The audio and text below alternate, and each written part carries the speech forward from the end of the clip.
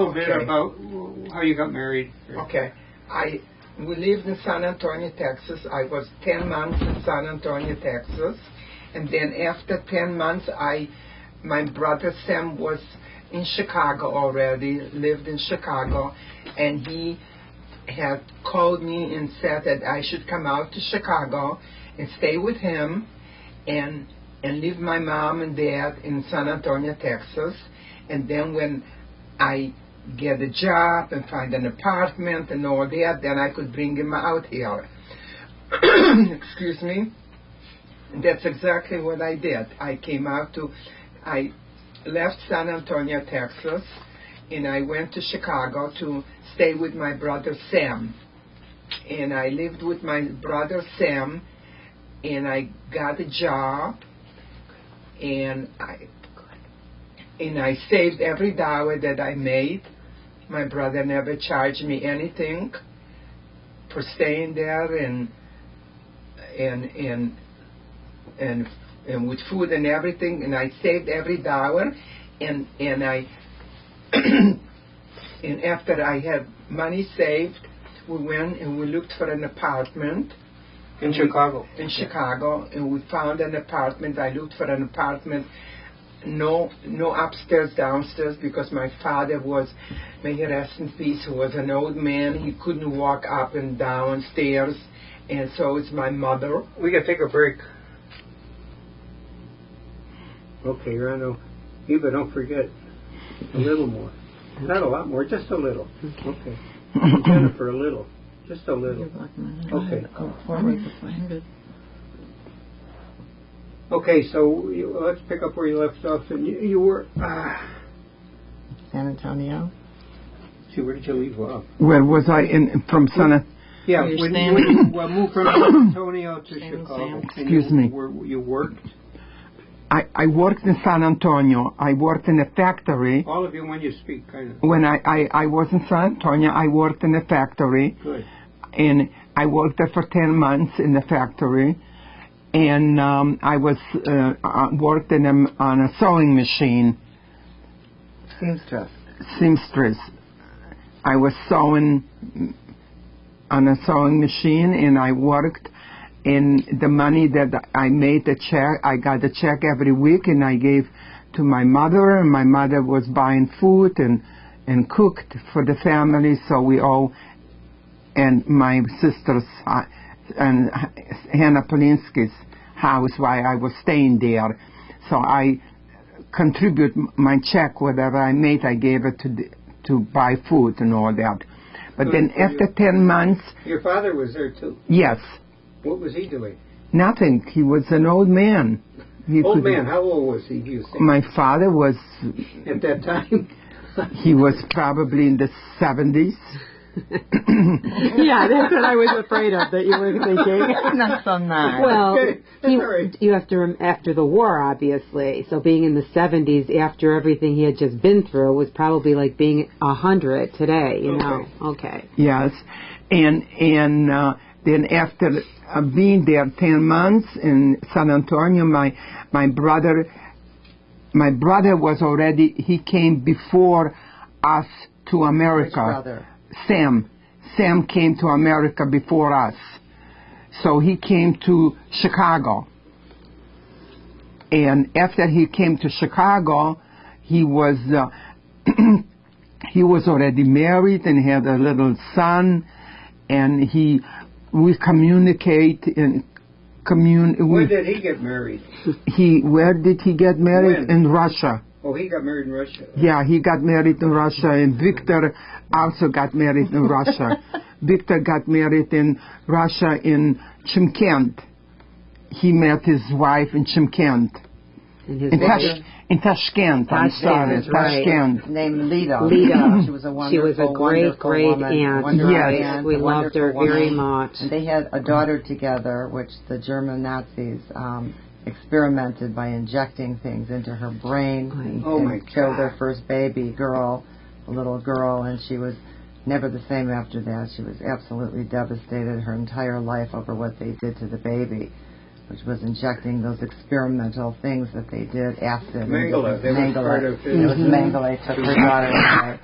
She never recovered from that. She was on antidepressants her entire life and not really the daughter was the daughter. Yes, their first child, Victor and Lita's first child. But the mother. The mother was Lita Gruby. She was an experimenter also? No, just no. a little Just girl. the They took a little girl away when she was 3 years old and experimented with her brain, and they never saw the baby again. They put the... What sad news. And she was very disturbed, but she was a wonderful woman, and Victor was an amazing uncle, a wonderful, wonderful man. Where are they now? Deceased. Yeah. Both of them are deceased. Yeah, they were the best people. When did they die? Lita died last year, and Victor died about 3 years How prior. old was he? No, it was no longer than 3 years. Victor died when he was It's been a long time already. 87, Yeah. and Lita died when she was about the same age.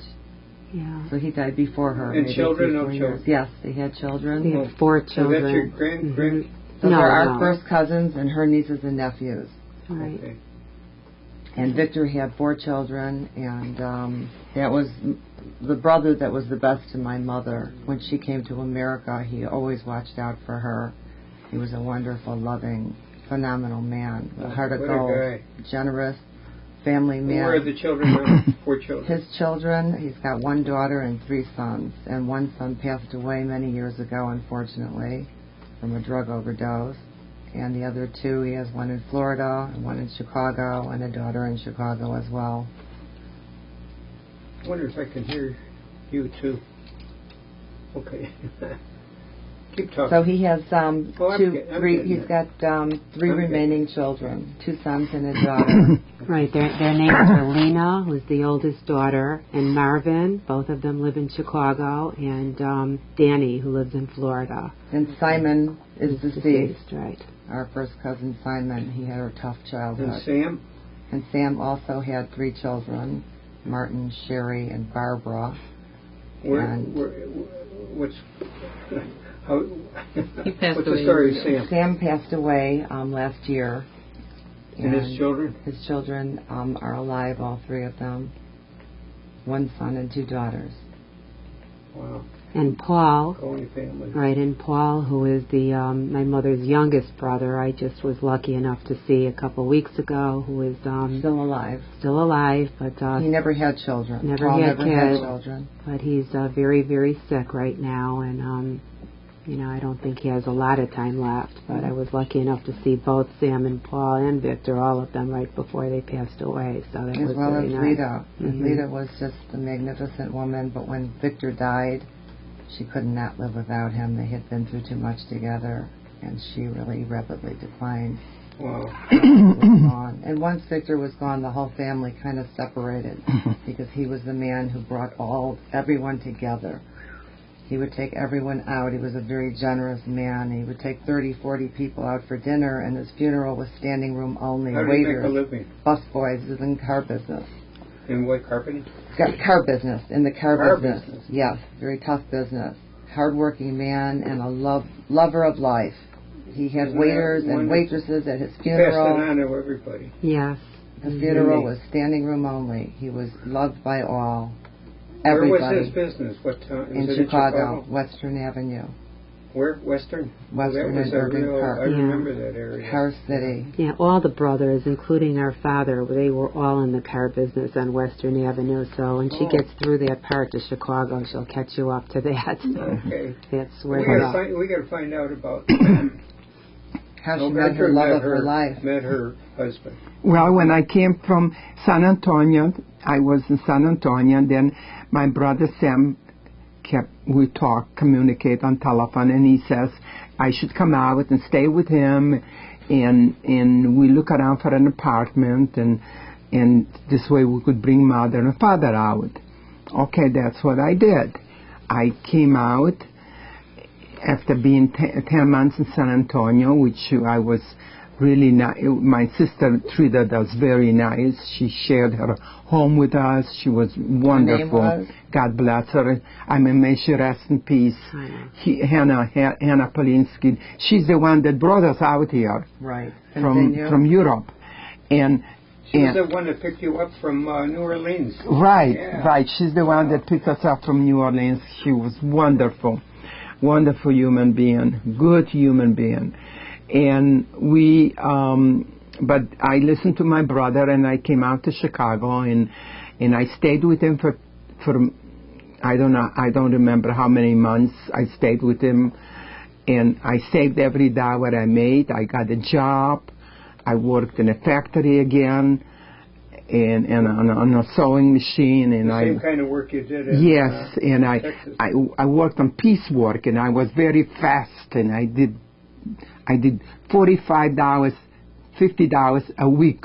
At that time was a lot of money. I made $45, $50 a week because I did piecework. Wow. And the more you make, the more you the faster you work, the faster you work, the more you make, and that's what I did. So I made a lot of money. I made the money, and I saved the money, and And you were single. excuse me, yes, we were single. I still was the single, and then I saved the money. I got. We looked around for an apartment. So we need an apartment, no stairs, because my father couldn't walk stairs up and down. He was an older man. So we found an apartment near a park, right on Albany. Oh, right. I know where that street is. Yeah, all the Jewish people were there, and it was a machaya. It was just perfect for my father and mother. So we found an apartment. Because they didn't speak any English, right? They didn't speak no English, right? Speak very well either. In Polish or German? They spoke Yiddish and Polish and German, yes, but not English. So we got a nice apartment. Then I got an apartment. I furnished it up. I got furniture, furnished the apartment up, a nice little apartment, and on the first floor, and I brought my mother and father out from San Antonio to Chicago.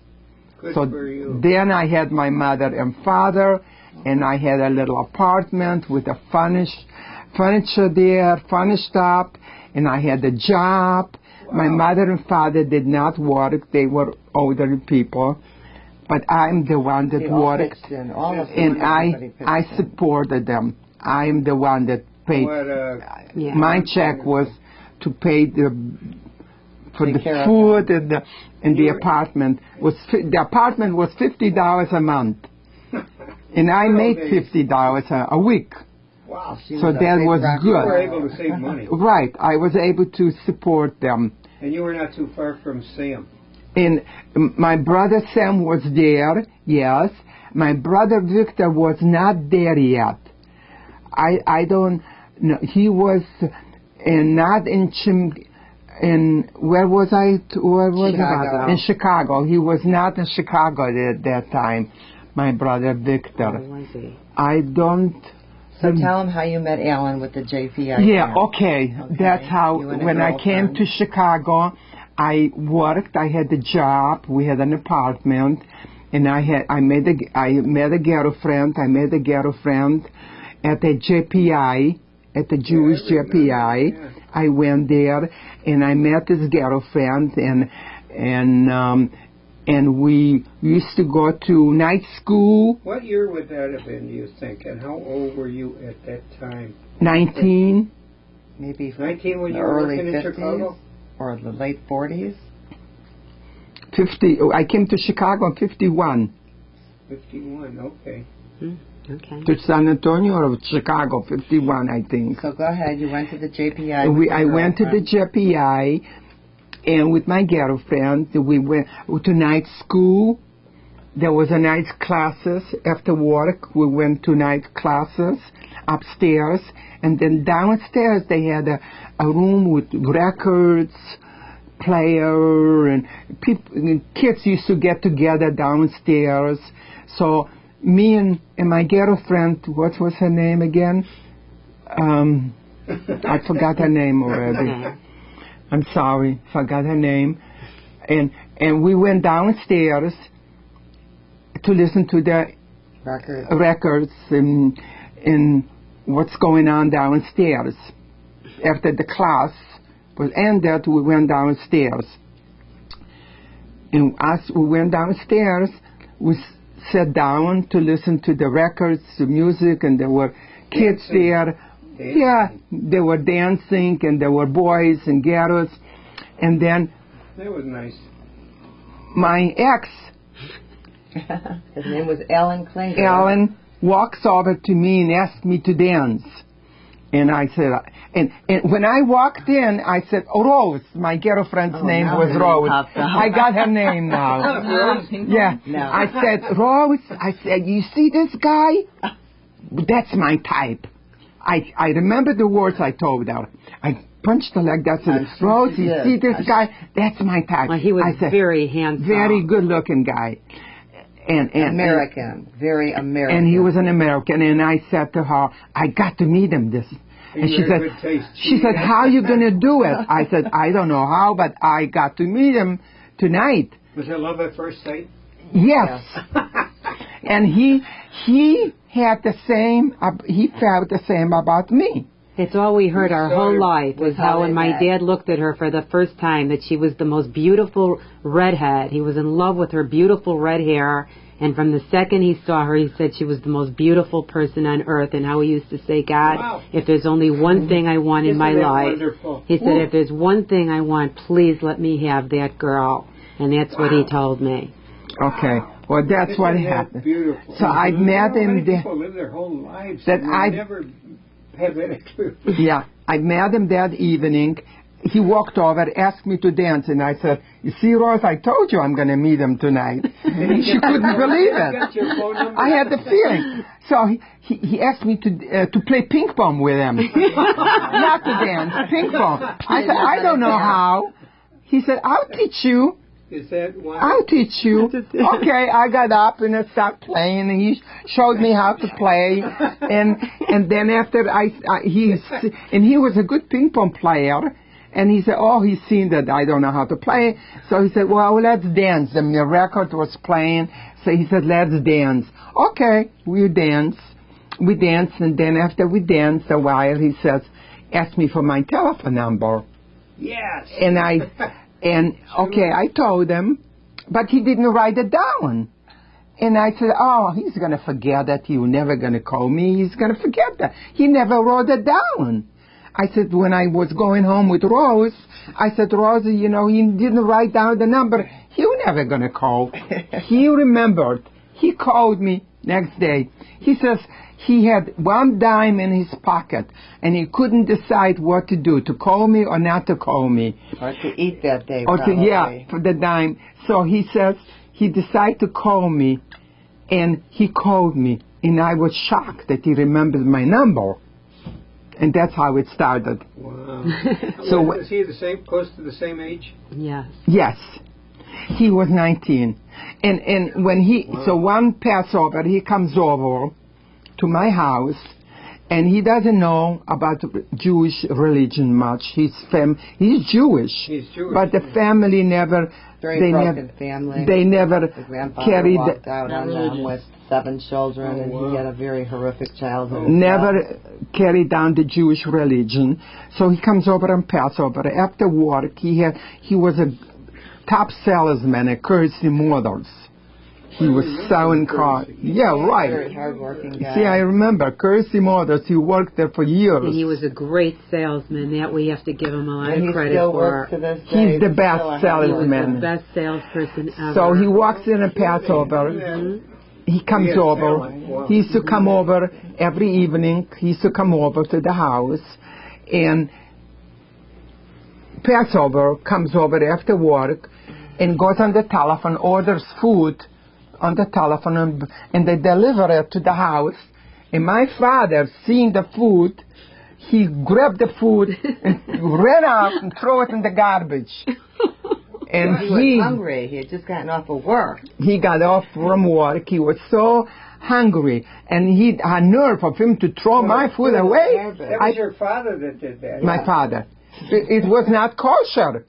He brought non-kosher food in the house. A nerve of him. He's not a Jew, he says to me. What kind of... And I was not allowed to bring a boy that's not Jewish in my house. I never would do that. I never would do it against my father's rule. Those years you have to obey your father and mother. There is no such a thing. Good old days. Yes.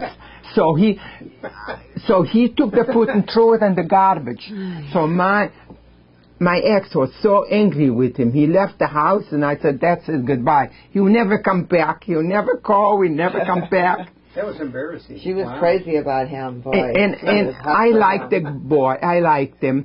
But he went to work next day, and he told a story to the people at Kersey where he worked, Kersey Motors, what my father did.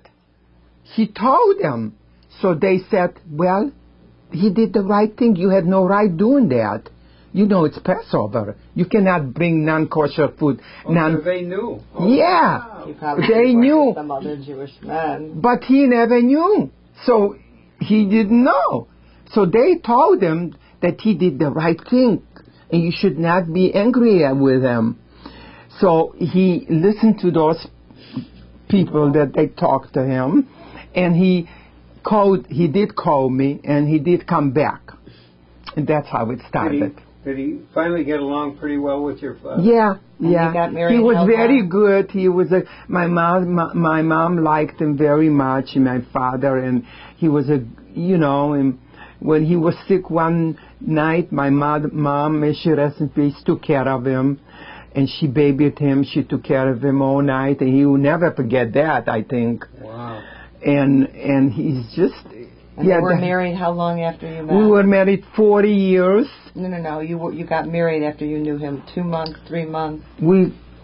After we known each other for maybe 4 or 5 months.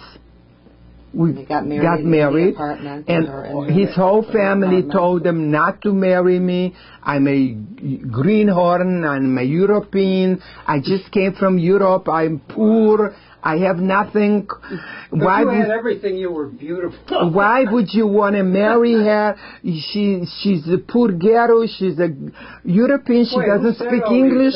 I guess his family. Yes, who said them? His brother, his sisters, and his mother, may she rest in peace, really.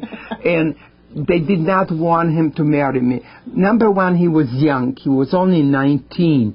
He wasn't even 19 yet. He wasn't even 19. Yeah. Was he 19 or was he not 19? He was turning 19. He was so 19 that he wasn't 19. He was turning 19. He was 18 is the bottom line. Going to 19. But he was so madly in love with me, he didn't listen to his mother, his sister, his brother.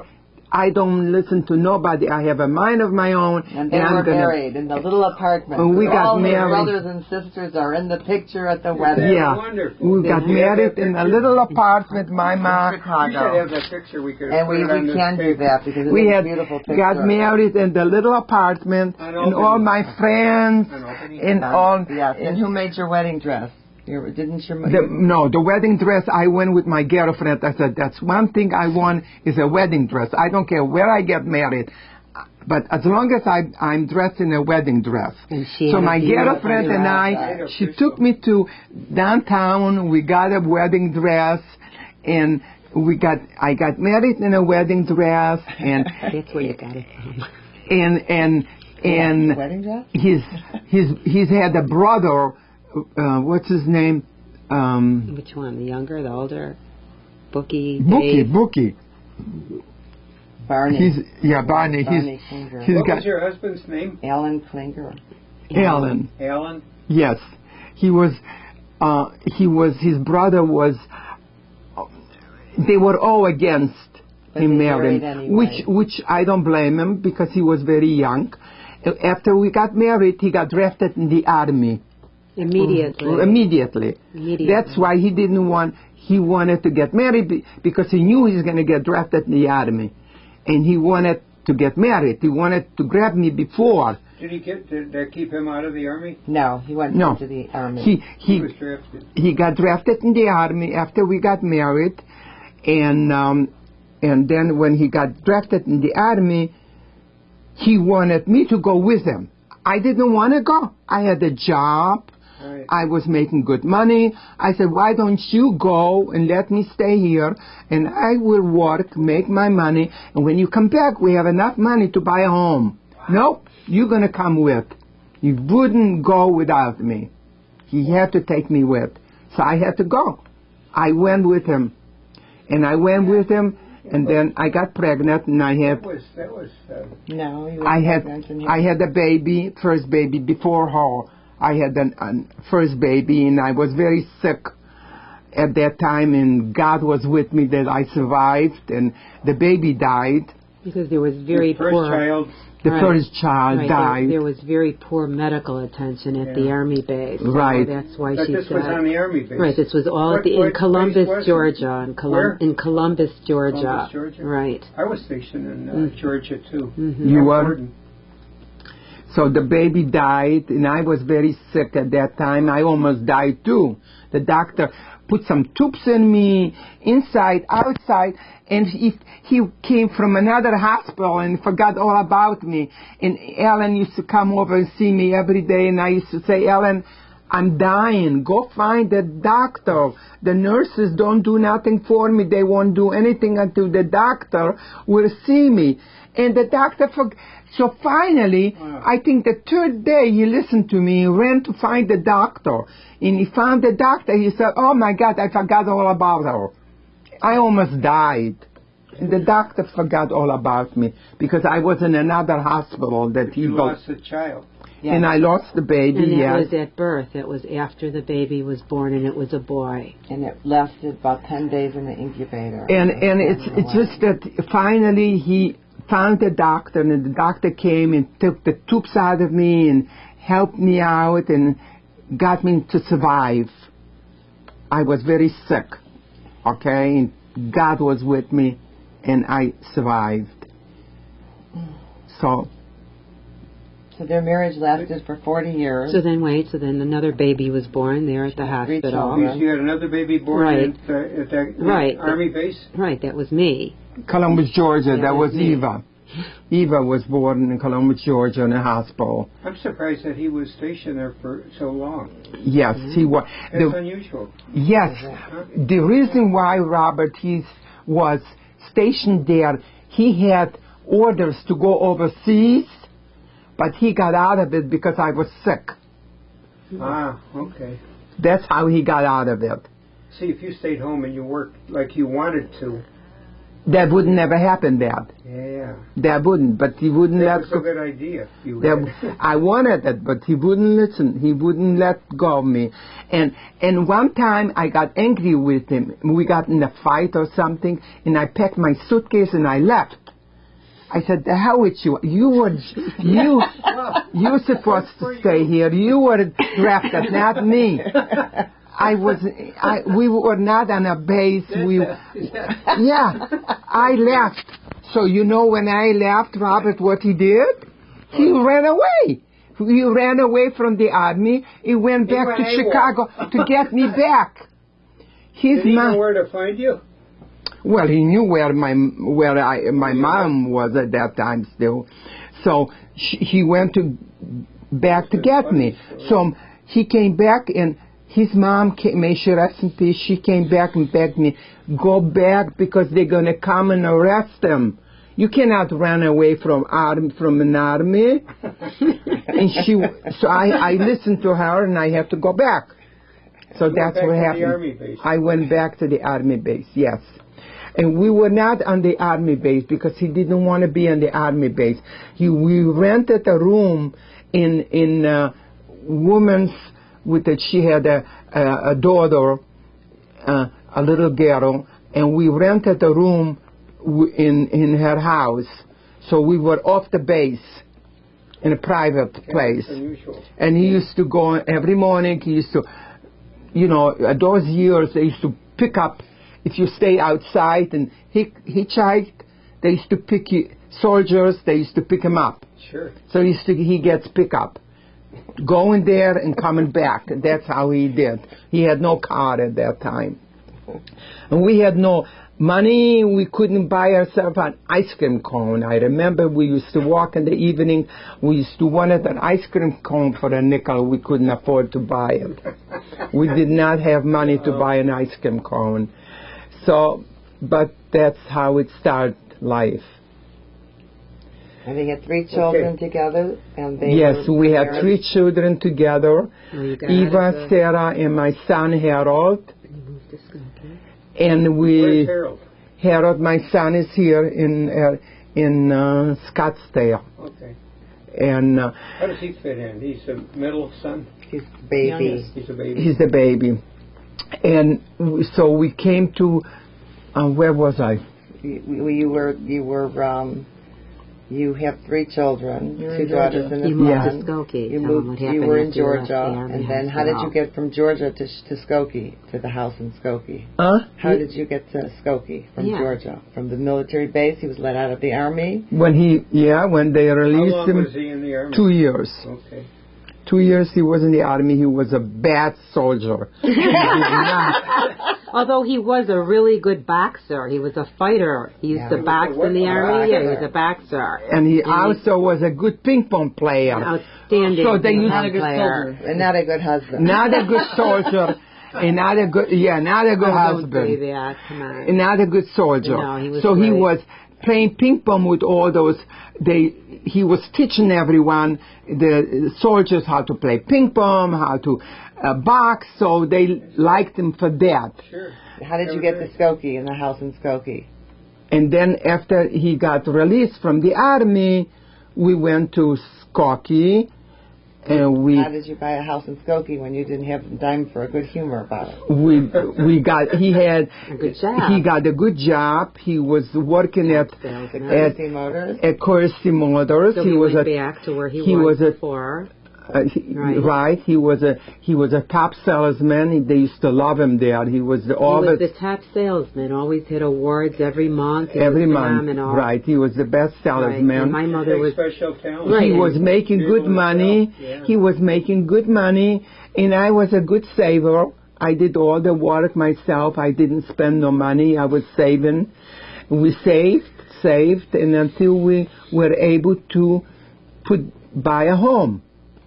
We had a builder, Irving Wenger, a European Holocaust survivor as well. Holocaust survivor, yes. What a story that is. That is a story how he survived his life story. They built their house. He built our house on Lundale, 8607 North Lundale. And he was saved through the war. In 802. In 06. That's right. Robert, he was saved. He was the builder. Irving Wenger, who came to this country without a penny, became a very successful builder.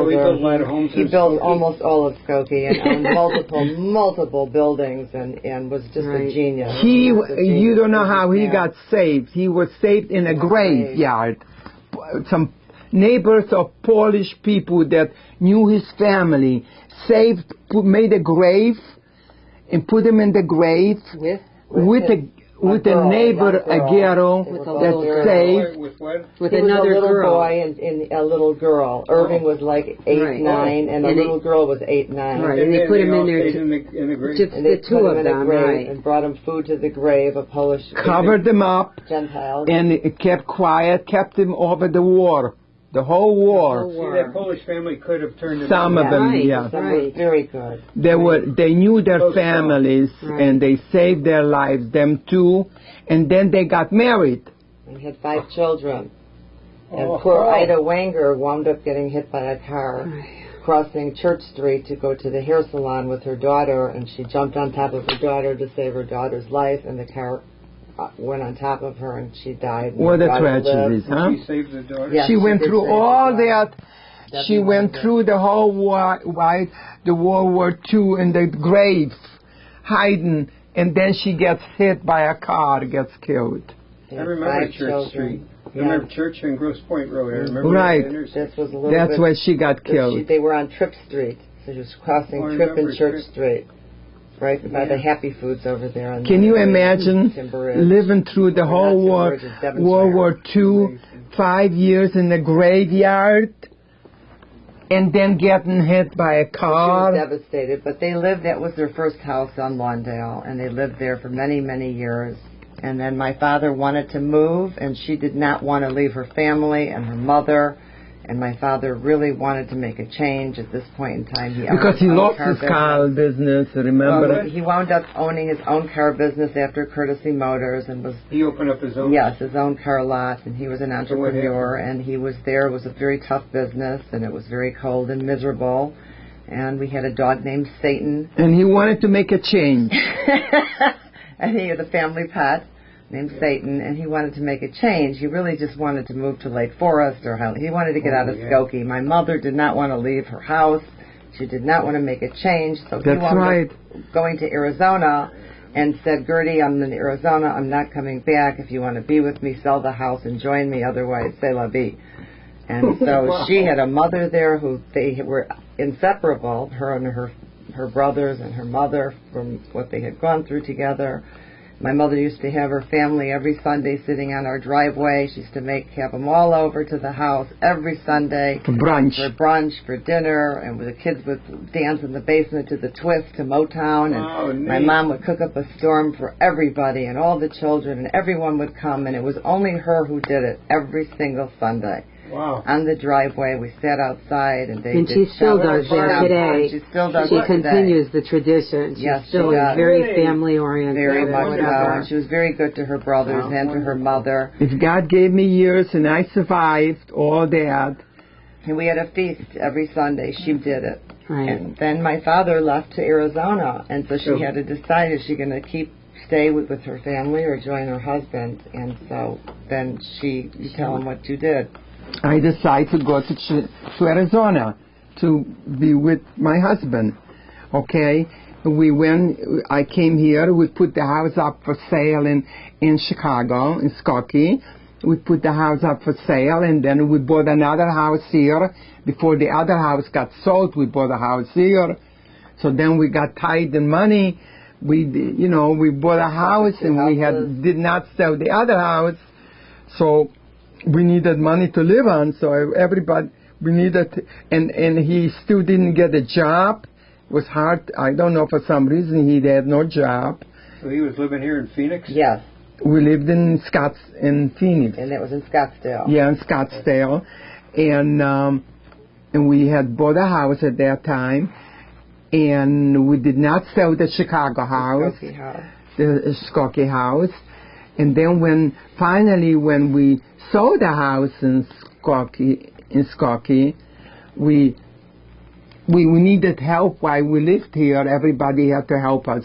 His brother helped us, and my brothers helped us. Your brother Victor, who you forgot to talk about, yes, who you later... Victor helped us, and Paul helped us a little, and Sam helped us a little. So everybody helped us till we sold the house. We sold the house, and then when we sold the house, we paid everybody off. And then he had a job. He got a job, and we had no car. I had to ride a bicycle to shop, but we managed, no problem. Where there is a will, there is a way. For me, it was nothing too hard. Nothing too hard. If I took a bicycle and I put a basket on the front, a basket in the back, filled up with groceries in the front and the back, and drove back, and I managed. With no car, I managed. Ellen was lucky to have a wife like you. Well, I was healthy. I was okay. All the children were born. I was young. Time. Right? All of us were born, yes. All three of us. You were born in Georgia. Yeah, but and all of us were in Skokie. We all Sarah and Harold were both born in Skokie, and we all lived in Skokie all the way up until the time that they moved to Arizona. What year was that? I wasn't born in Skokie. I was born at Belmont Hospital in Chicago for some reason. Oh. So I don't know why I wasn't born in Skokie. The doctor practiced there. That's what the hospital burned down. Dr. Alpert. Dr. Alpert. So Belmont. Was that on Belmont Street? No, it was just called Belmont Hospital.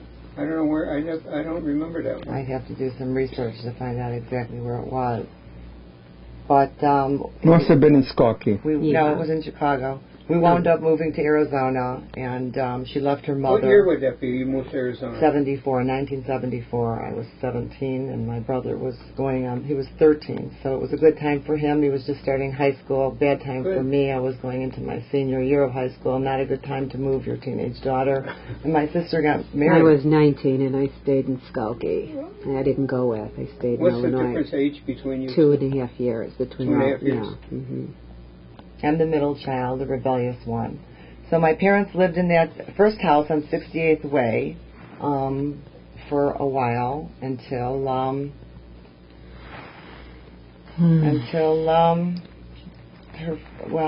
you moved at a good time.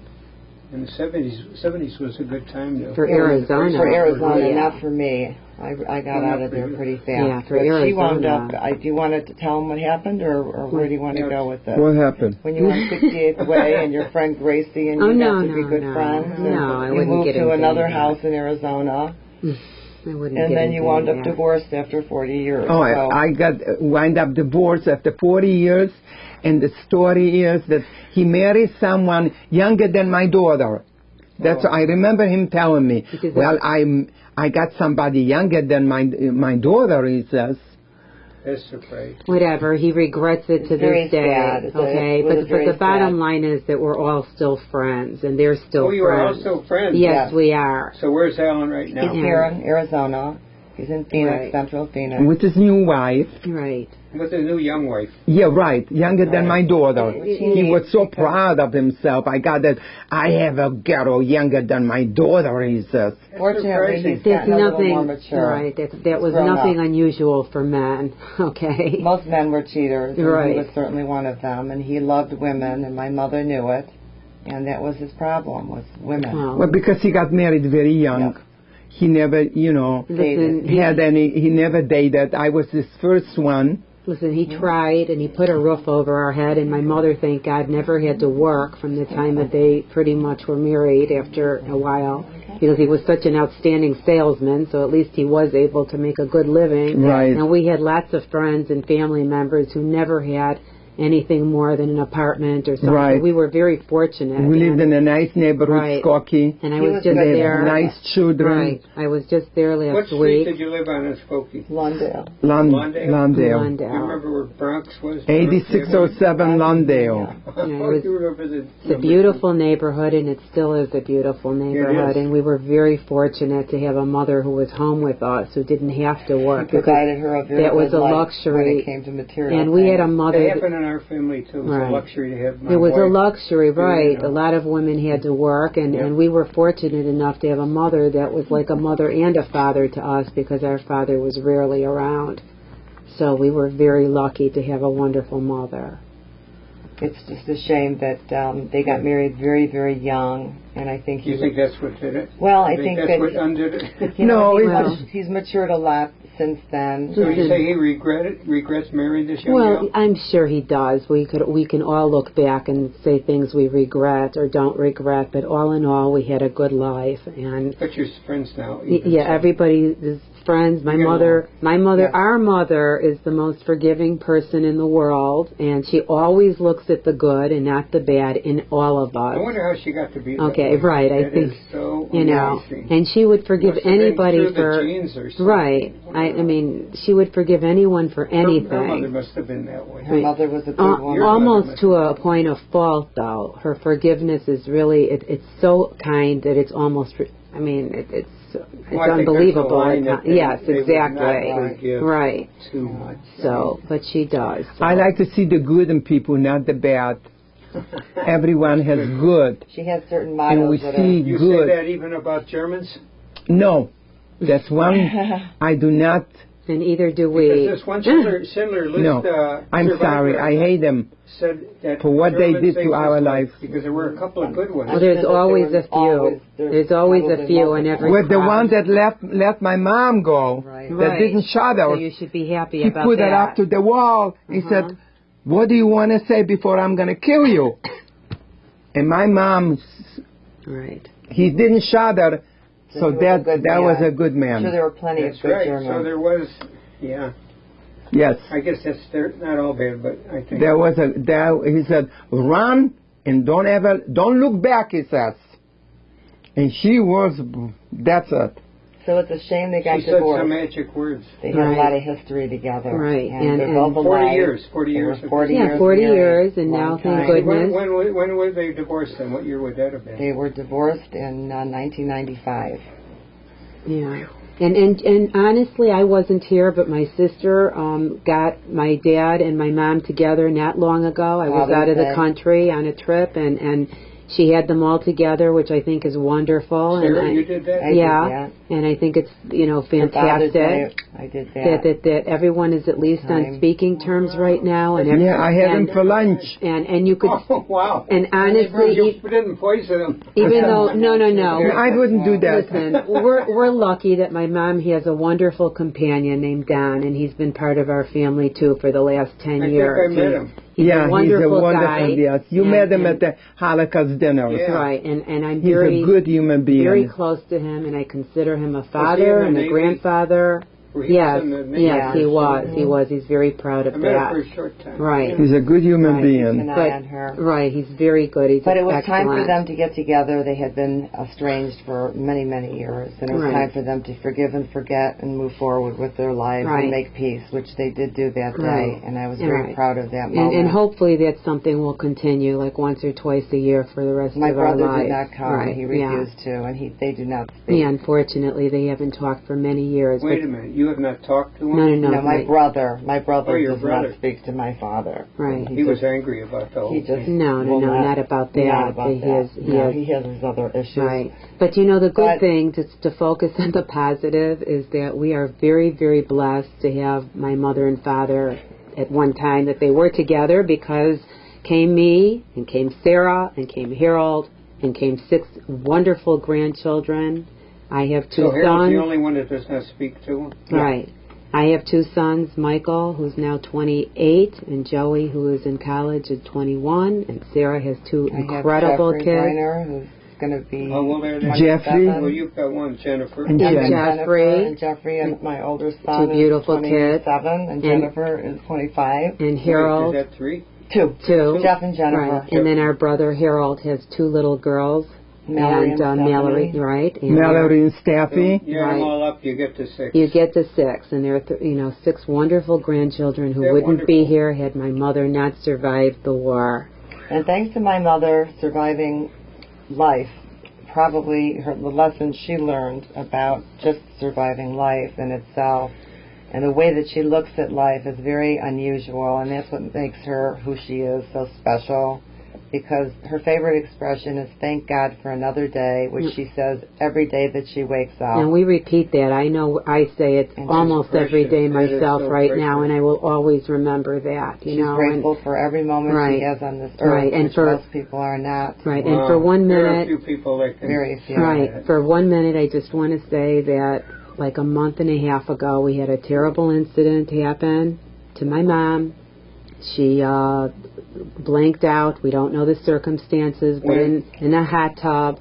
Not hot tub, jacuzzi. A jacuzzi. I went into a jacuzzi. I went into a jacuzzi at 8:30 in the evening, and I don't remember. Yes, she was alone. Yeah, she was alone. It's in our community. There is a jacuzzi. Right, a community pool and jacuzzi. And I went in there, and I don't remember ever coming out. Right, and the next morning, the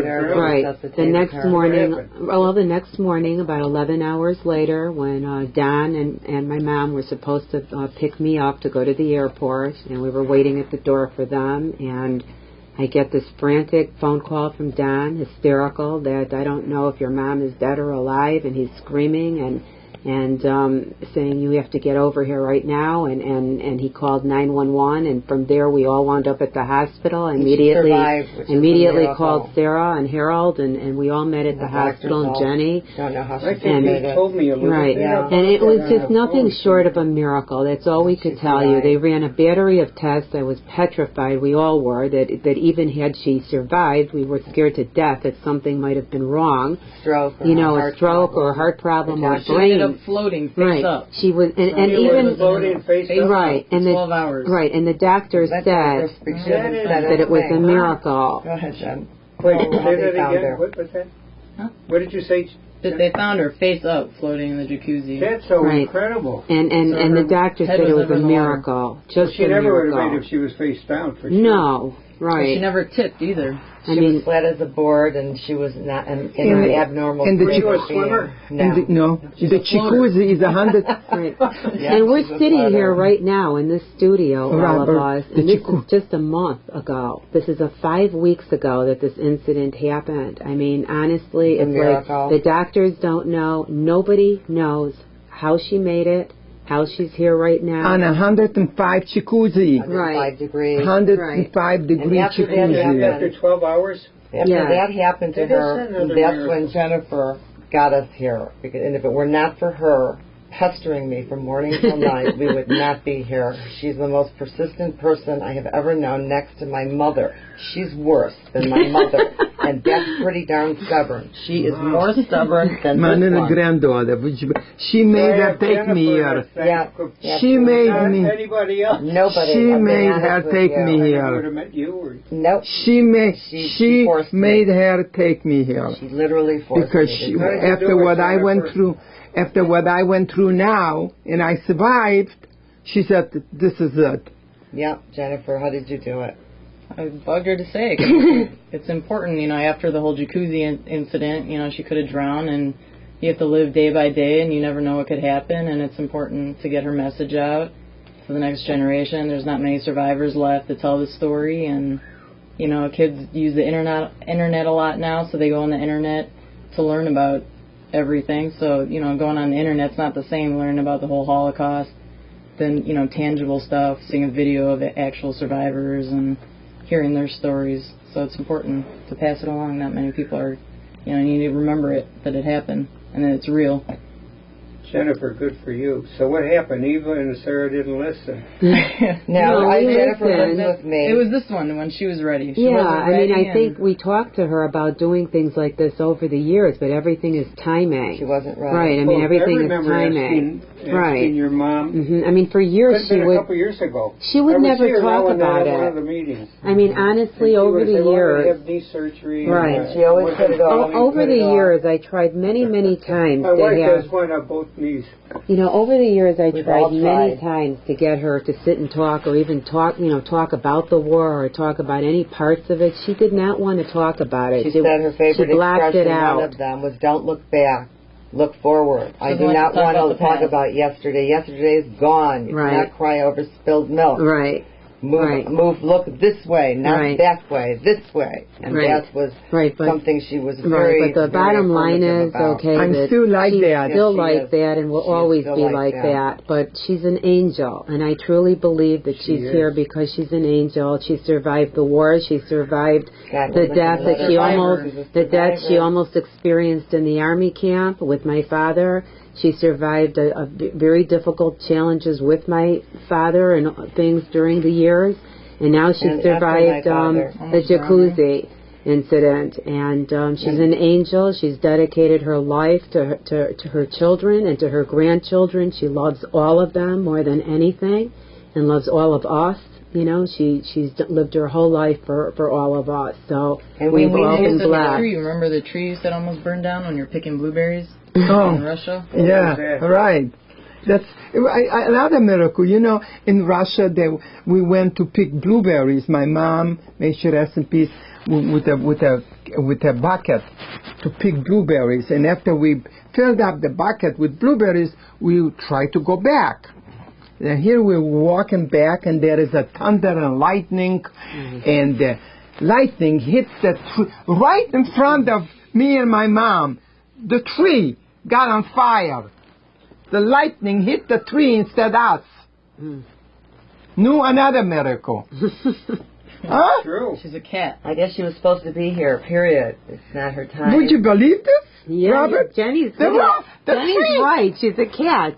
That's what Jenny said in the hospital to me. Or if you were one step ahead, maybe that lightning would have hit you. But you The tree hit the lightning hit the tree right in front of us. That time, God said Instead me and my mother. Her whole life has been like that. Not miracles. It Right, just shows just how miracles. timing is just the miracle. Just of it miracles. all. And I think so, part of it was that you made every effort you could on your own to survive. Yes. I think She you still have does. to. You deserve a lot of credit for that. In the forest, living in the woods, sleeping in the woods, whatever. You deserve a lot. There are a lot of people that could never, ever have done that. Never, ever. Barefoot there, in pajamas, no showers, no water, no. So for months you went without shower. What? Nothing. Just dirty like gypsies. Like animals. They lived like animals. And to be honest with you, she's the toughest person I've ever met in my life, bar none. I mean, she could. Well, you guys have some of that. You've got a. We not have like her, a little bit, but nothing like that. She's a breed of her own. Right. My daughter's, I think, right up there with her. She's very tough. Yeah, I'd say she's the most like her, which is why we're here. I wouldn't have done it, pushed as hard as she did. She pushed me to the point where it was either to get her here or to get rid of her. Being ready. Because she was really a nuisance. Well, I have to tell you that I also gave up because I asked her a couple of times, and I'm not a pusher person, you know. So I thought, Gertrude said she'll, maybe come or this or that, and I wrote her off. Right. Well, so did I, and she did not. She decided to pester me. Because of her, we are here. And you know what? I want to say one more thing here, okay? Yeah, I'm very lucky. I have a wonderful husband named Kerry. Thank God for him that I'm finally happy with the right man. And my sister is so fortunate to have this wonderful husband named Gary. And both of them are tremendous. They're godsends. They're godsends. They both have very good relationships with my mother. They both love her, and we're all a very, thank goodness. They're very good to her. Right. They got a lot of love now. They both are like sons to her, and she's lucky we're here because all the years she lived without us. I lived without my mother. I raised my children without her. They never had grandparents when my kids were growing up. Well, we had grandparents, but we lived in a different state. I didn't, because my grandparents. No, our parents, you mean. They were alive, but they were 2,000 miles away. Right, so we got to see them. It's not, right. But my kids didn't see them often, maybe once a year. Yeah. So that was like 20 times in 20 years. Right. You got 2 minutes left. Do you? Any of you want to say so anything it's a real special? blessing that my mother right now has her daughters here. And but I thank you very much, Robert, for giving this time for us, for all of us, and the opportunity to tell you my life story finally. Finally, and let's hope to live to another good years and enjoy life. We love our mother. We love her and adore her. And we love my baby. And they're forever and ever. Right. She'll have the love that she deserves for the rest of her life now that her girls are here. That's right. Jennifer, forever. get in that little... Yeah, Jenny. There Jennifer, we couldn't do it without you. We love you. Let me get I love my babies. I love my babies. Daughters are terrific. High five to daughters. I don't have a daughter. I'm sorry. I love my You could share my daughter, okay?